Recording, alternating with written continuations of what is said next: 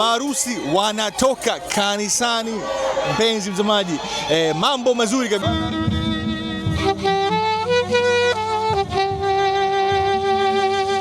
Mimi napiga saxophone. Saxophone ndio kitu gani kwa mtu ambaye afahamu? Saxophone bana, kwa Kiswahili tunaita baragumu. Baragumu ndio inapigwa. Na huyu jamaa nani? Anaitwa Brill Violin. Na toa huduma ya violin, ni violist hapa Tanzania. Unatoa huduma gani leo? Leo huduma yangu inaanzia hapa na wapokea inaendelea ukumbini. Hii kwa Kiswahili inaitwa Fidra. Yeah. Kwa mtu ambaye hafahamu, ndio. Muelezee nini? Ni chombo cha muziki chenye nyuzi 4 na ni cha mbao kama unavyoona. Hebu piga bwana, piga watu waweze kuona.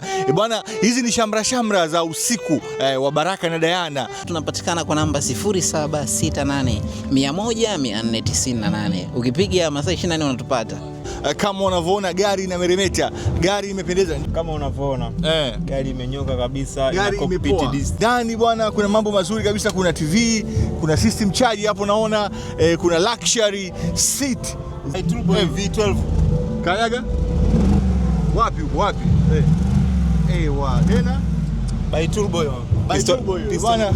Hiyo pisto 12. Bwana, hiyo ndio gari ya maharusi kwa siku ya leo. Safara wa maharusi ukiwa unatoka kanisani.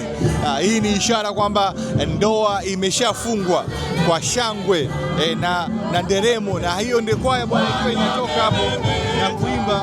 Unavyoona bwana, vijana wetu hapo wawili wamekaa wanasubiri maharusi wakiwa wanatoka wawapigie violin. Na hapa bwana ndoa imeshafungwa na maharusi wametoka kanisani kama unavyoona mpenzi mtazamaji. Hii ni ishara kwamba jambo letu kwa awamu ya pili au ya kwanza limekamilika na ndoa imeshafungwa na bwana harusi anatabasamu.